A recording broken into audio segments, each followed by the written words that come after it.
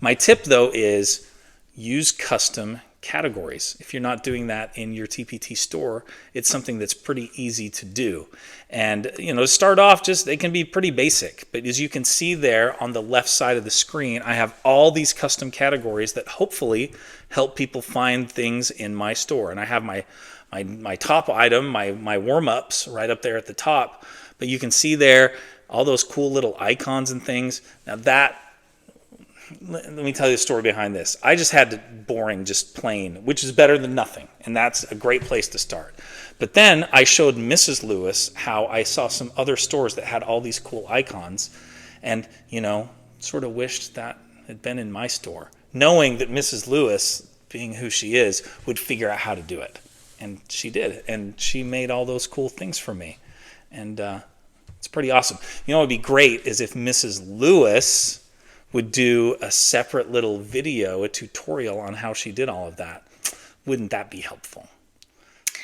Well, Mr. Lewis talked me into it, and today I am going to talk to you a little bit about custom categories and how I took Mr. Lewis's suggestion and request and made it into a reality. So, what Mr. Lewis was talking about, and my mouse is kind of all over the place, is here in these custom categories here, just how we have these little icons next to them. And that was just something that he wanted to make them stand out a little bit more. He had seen that on some other stores, and that was something that he wanted to also have. So I had no idea how to do that. And so that's the first disclaimer of probably many, in that I really did not know what I was doing or even what to look for. So I just did some research.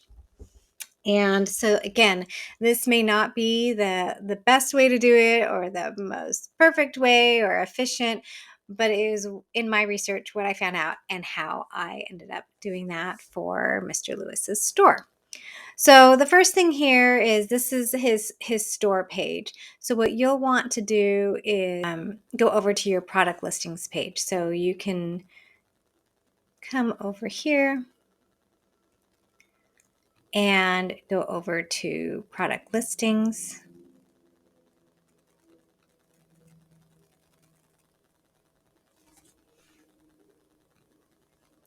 And then here in product listings, yours might look a little bit different if you haven't done custom categories, but you can see right here is where the custom categories are, and they look a little bit different than how they do in your store. So if I scroll down, you'll see this that says manage your categories. So I'm going to go ahead and click on that.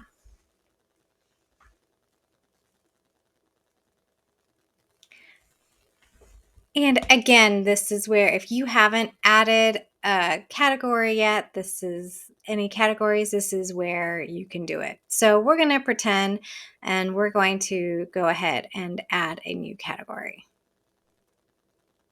So what you would do is name your category. So I'm just going to say emojis here, just so we can find it here. And you could put in a description, but it's not mandatory. So I'm going to go ahead and save these changes. So now you're going to see I now have a category here that says emojis, and I could stop here. But let's say we want a little like smiley face or something at the front of this to show that it's emojis. So what we would do here is obviously I looked it up a bunch of different ways. Like, how is this even possible? How are people getting those emojis there in front? And so it is actually through HTML code. Now, I am not the pro at HTML code. I, again, know enough just to be dangerous. That was like another disclaimer there. But this is one of the sites that I found that I really liked, and I'll put this one in the description here. And it's what I liked about it is that it just has a ton of different emojis that I could choose from. The biggest thing you're going to see here is I'm going to go look at some more, and you're going to see that it doesn't have this ampersand and pound sign in front of it, nor does it have the semicolon at the end. It just has these numbers. So the important part here that I found in my learning is that the ampersand, pound, and semicolon at the end are really what you need. The numbers in between are going to be what your different emojis are. So let's say we want to use this smiley face emoji here. So I'm going to go ahead and copy. I didn't get the ampersand in. I'll put it in here. And then go back to my custom categories. And in front, so where I want it, I'm going to go ahead and paste that in. And because it didn't have the ampersand, I'm going to go ahead and put the ampersand in front. So there you go. That's how it looks. Now in order for it to save, I just need to click somewhere else. There is no save button. So I'm going to click here and you're going to see it's saving and it says changes are saved. Awesome. Now, doesn't show your emoji. You're absolutely right. So what I'm going to do is I'm going to refresh.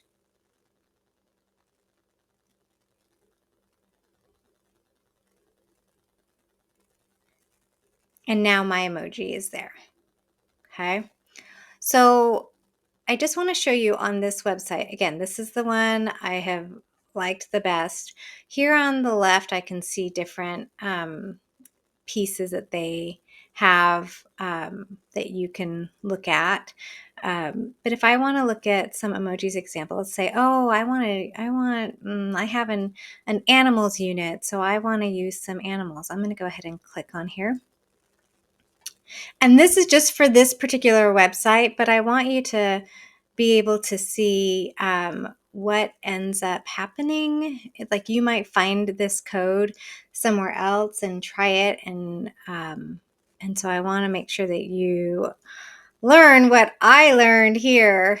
So let's say we're doing a cow unit. Well, you can see you're like, oh, there aren't any like ampersands or pound signs. There aren't, but this is your code. So I'm going to go ahead and copy this code. I look for those 6 digits there.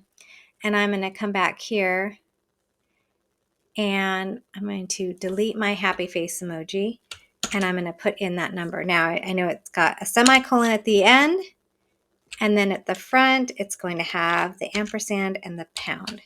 So I'm put those in there. Now I'm going to go ahead and click down to another one. Changes are saved. So now I want to see if my cow is here. So I'm going to refresh.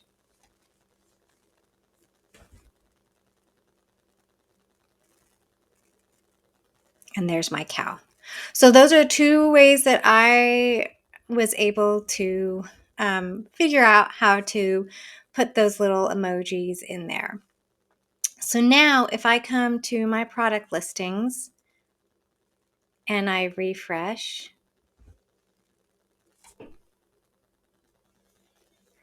you're going to see that now that shows up in my custom categories.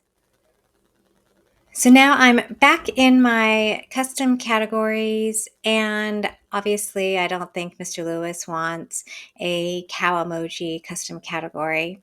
So I'm just going to go ahead and say delete, and it says you're going to delete this custom category, and I say delete. Now it's going to say save, and that custom category is deleted. So I hope that helped you and showed you just kind of how we did those custom categories. You may end up choosing to do it a little bit differently. You might have better advice. You might have better suggestions. So put those in the comments if you do. I'd love to learn something new. But that is how we put in those emojis in front of our custom categories. Thanks, everybody.